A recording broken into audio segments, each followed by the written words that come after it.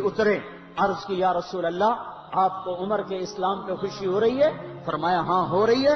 کہ سارے آسمان کے فرشتے بھی خوش ہو رہے ہیں، کیا عمر مسلمان ہوا؟ کیا ماؤں نے لال جنے تھے؟ کیا دھرتی نے انسان دیکھے تھے؟ آج تک دنیا ایسا بادشاہ نہ دکھا سکی جو 22 لاکھ مربع میل پہ حکومت کر کے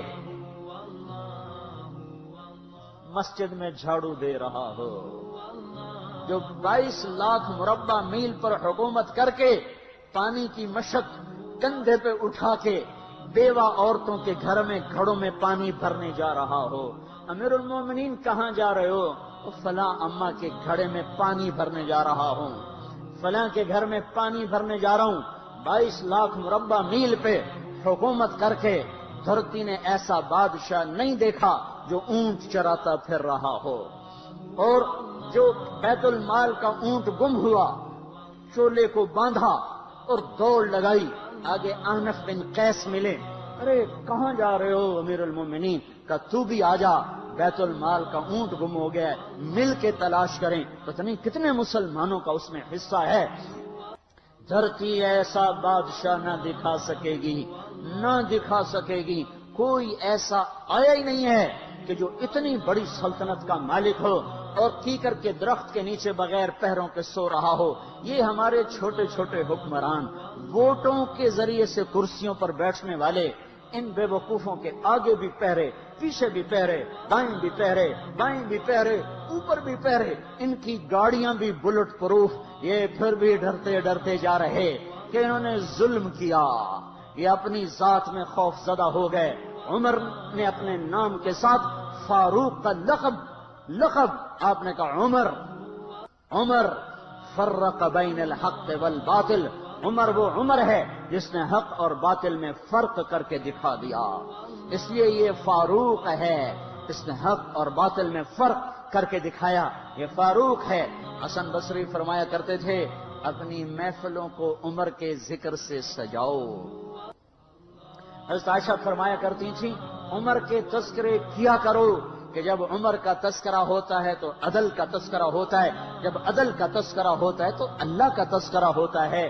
کہ ہم عائشہ رضی اللہ تعالیٰ عنہا فرمایا کرتی تھیں اتنے بڑی سلطنت پر حکومت کرنے کے بعد اللہ کی راہ میں جانے والے مجاہدین کے گھر گیا کھڑا ہوا ہے، دروازے پہ دستک دے رہا ہے، بیٹی کوئی بازار سے سودا لینا ہو تو مجھے بتاؤ، تیرے گھر والا تو اللہ کی راہ میں ہے، میں تمہارے گھر کا سودا لے آؤں؟ کیا کیا چیز چاہیے؟ تم نے اپنے خامند کو خط لکھنا ہوگا، تم تو لکھنا نہیں جانتی، مجھے بتاؤ میں تیرے خامند کو تیری طرف سے خط لکھوں۔ اماں تیرا بیٹا اللہ کی راہ میں گیا ہوا ہے، مجھے بتا میں تیرے بیٹے کے نام تیری طرف سے خط لکھوں۔ اتنی بڑی جس کے سامنے قیصر اور کسرا زیر و زبر ہو گئے، کج کلا، وہ زمین میں جا کے تہ خاک میں وہ سارے ہیرے لال جواہر، وہ زمین میں لوٹ پوٹ کرنے والا، کسرا کے تخت کو توڑنے والا اور روم کی طاقت کو توڑنے والا، آل ساسان کی طاقت کو توڑنے والا اور نوشیروان کے خزانے مدینے میں لانے والا اور خسرو پرویز کے خزانے مدینے میں لانے والا اور رومت الکبرا کے خزانے مدینے میں لانے والا خود اپنے کرتے میں 14 پیوند لے کے چل رہا ہے۔ 14 پیوند کے ساتھ کرتا ہے، مہینے میں 1 دن گوشت کھاتے تھے، وہ روٹی کھاتے تھے کہ عام آدمی حلق کے نیچے نہیں لے جا سکتا تھا۔ ہے سال کی ابتدا اس شخص کی شہادت سے ہوتی ہے جس کو اللہ نے وہ عزت دی۔ آپ نے کہا میرے 2 وزیر آسمان میں، 2 وزیر زمین میں، آسمان پہ جبریل اور میکائیل میرے وزیر ہیں، زمین پر ابو بکر اور عمر میرے وزیر ہیں۔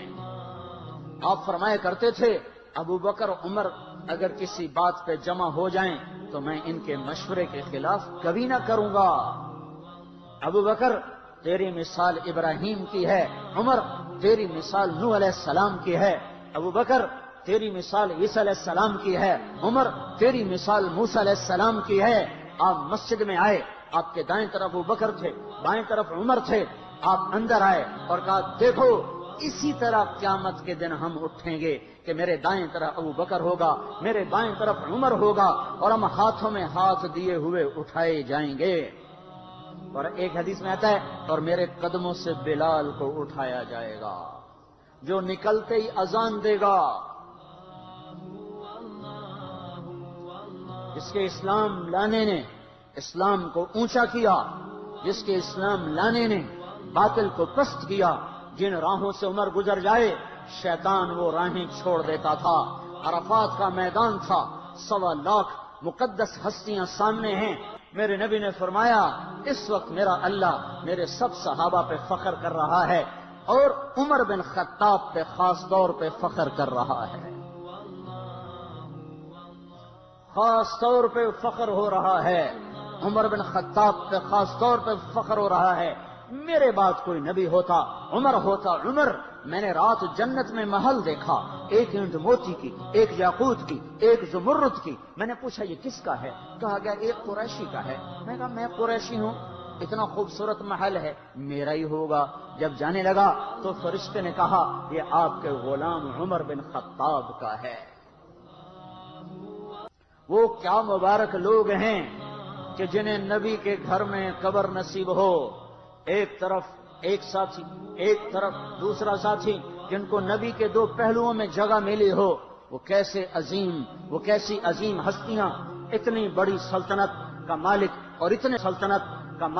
اور اتنے بڑے عدل کی نشانی بن کر مدینے میں مسجد میں بیٹھے رو رہے ہیں۔ امیر المومنین کیوں رو رہے ہو؟ کہا دجلہ کے کنارے کتا بھی پیاسا مر گیا تو پوچھ تو عمر کی ہوگی۔ فرات کے کنارے کتا بھی پیاسا مر گیا تو پوچھ تو عمر کی ہوگی۔ راتوں کو پہرے دیے جا رہے ہیں، راتوں کو خبرگیری کی جا رہی ہے۔ مدینے کے باہر ایک خیمہ ملتا ہے، چند بچے ملتے ہیں جو رو رہے ہیں۔ ایک عورت ہانڈی چڑھا کے ڈوئی پھیر رہی ہے۔ پوچھتے ہیں بہن یہ بچے کیوں رو رہے ہیں؟ کہ یہ بھوک سے رو رہے ہیں۔ ہانڈی میں کیا ہے؟ پانی، کچھ بھی نہیں۔ کیوں چڑھایا ہوا ہے؟ بہلانے کے لیے۔ سو جائیں گے روتے روتے، میرا اور عمر کا اللہ کے ہاں فیصلہ ہوگا۔ تو عمر کی ہچکیاں بن گئیں کہ عمر کو بہن تیرے حال کی کیا خبر؟ کہ پھر ہمارا بادشاہ کیوں بنا ہے؟ اگر ہمارے حال کی خبر نہیں لیتا تو ہمارا خلیفہ کیوں بنا ہے؟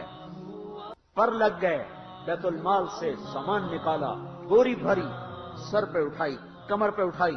غلام اسلم نے کہا میں اٹھاؤں؟ کہ قیامت کے دن بھی میرا وزن تو اٹھائے گا۔ اسی طرح بھاگے ہوئے آئے، پنیر نکالا، آٹا نکالا، گھی نکالا، شہد نکالا، ڈال کے ہانڈی میں نیچے آگ، خود دھواں، گیلی لکڑیوں میں پھونکے مار مار مار آگ جلائی، حلوہ تیار کیا، پھر پلیٹوں میں ڈال ڈال کے بچوں کو کھلایا۔ وہ عورت کہنے لگی کاش عمر کی بجائے تو خلیفہ ہوتا۔ تو یہ نہیں کہا کہ میں ہی عمر ہوں، میں ہی عمر ہوں۔ فرمایا جب کل تو امیر المومنین سے ملے گی تو مجھے بھی وہیں دیکھ لے گی، مجھے بھی وہیں پا لے گی۔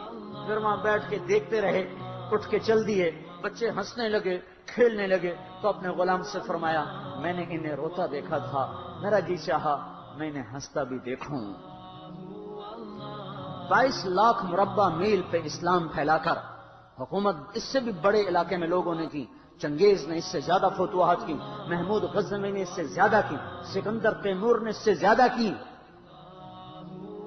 پر فتوحات کر کے یوں خدمت کر رہا ہو، پانی بھر رہا ہو، اونٹ چرا رہا ہو، امامت کرا رہا ہو، 14 پیوند لگے کپڑوں کے ساتھ خلافت کے تخت پر بیٹھا ہوا ہو، یہ دھرتی میں پھر کوئی نہیں آئے گا۔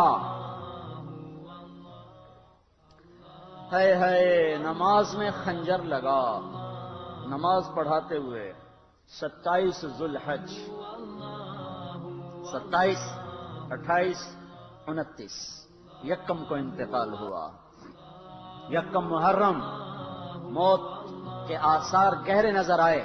بیٹے کو بلایا کہ بیٹا جاؤ اما عائشہ سے پوچھ کے آؤ کہ عمر اپنے ساتھیوں کے ساتھ دفن ہونے کی اجازت چاہتا ہے۔ امیر المومنین کے لقب سے بات نہ کرنا، عمر کہنا، عمر اب میں امیر المومنین نہیں رہا۔ جب وہ پوچھنے گئے تو حضرت عائشہ رو رہی تھیں انہوں نے عرض کی اماں جان میرا باپ اپنے ساتھیوں کا پڑوس چاہتا ہے. انہوں نے فرمایا یہ جگہ تو میں نے اپنے لیے رکھی تھی، لیکن اگر عمر چاہتے ہیں تو ان کو مجھ پر فضیلت ہے، میں ان کے لیے دستبردار ہوں. انہوں نے واپس آ کر خوشخبری سنائی، مبارک ہو اجازت مل گئی. کہ نہیں شاید میرے شرم میں اجازت دی ہو، جب مر جاؤں تو مجھے دوبارہ دروازے کے سامنے رکھ کر پھر جا کے پوچھنا، اس وقت اجازت ملے تو پھر لے جانا، ورنہ مجھے بقیع کی طرف لوٹا دینا. اتنے میں حضرت علی آئے، پریشان دیکھا. عمر کیوں موت سے ڈر گئے؟ کہ نہیں موت کے بعد کی گھاٹی سے ڈر رہا ہوں. کہ ڈرو نہیں، میرے ان کانوں نے سنا ہے اور اتنی دفعہ سنا ہے کہ میں گن نہیں سکتا کہ اللہ کے نبی فرمایا کرتے تھے ابو بکر اور عمر جنت کے بڑی عمر کے لوگوں کے سردار ہیں. آپ نے فرمایا تو اس بات کی گواہی دے گا؟ کہ میں بھی دوں گا، میرا بیٹا حسن بھی دے گا. امام حسن بھی ساتھ تھے. کہ میں بھی دوں گا، میرا بیٹا حسن بھی گواہی دے گا. پھر بھی ہائے ہائے جو جنت کی بشارتیں لیے ہوئے ہیں، 10 مبشرہ، ابو بکر جنتی، عمر جنتی، عثمان جنتی، علی جنتی، طلحہ جنتی، زبیر جنتی، ابو عبد الرحمن بن عوف جنتی، ابو عبیدہ بن جراح جنتی، سعید بن زید جنتی. آپ نے نام لے کر گنے، نام لے کر گن کر کہا سنو ابو بکر جنتی ہے، عمر جنتی ہے، عثمان جنتی ہے، علی جنتی ہے، طلحہ جنتی ہے، زبیر جنتی ہے، سعد بن ابی وقاص جنتی ہے، عبد الرحمن بن عوف جنتی ہے، ابو عبیدہ بن جراح جنتی ہے، سعید بن زید جنتی ہے. میں ان سے راضی ہوں، لوگوں ان کا حق پہچانو، میں ان سے راضی ہوں، میں ان سے راضی ہوں. پھر آپ نے فرمایا اگر تم نے ان کے بارے میں کسی ایک کے بارے میں بھی دل میں بغض لے کر مر گئے، اور تم نے اتنی بندگی کی تھی کہ سوکھ کے کانٹا ہو گئے تھے، روزے اتنے رکھے تھے کہ پیٹ کمر کو لگ گیا تھا، سجدے اتنے کیے تھے کہ تمہارے ماتھے اور گھٹنوں پر پتھروں جیسے نشان پڑ گئے تھے، اتنا کچھ کر کے ان 10 میں سے کسی ایک کا بغض لے کر اگر تم مر گئے تو اللہ تمہیں منہ کے بل جہنم میں گرا دے گا.